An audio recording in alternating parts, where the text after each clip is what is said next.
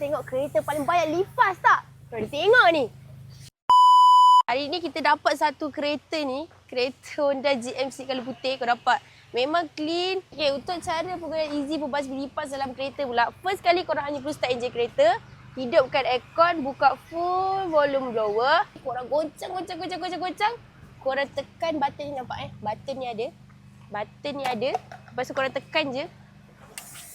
Biarkan dalam kereta sampai 10 hingga 15 minit. Lepas tu kita akan tengok hasil dia macam mana. Lepas 15 minit kita dah guna easy kat dalam kereta ni. So kita tengok apa dah jadi dekat.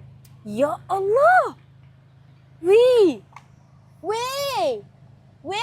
Ini bukan 2-3 ekor lipas tau.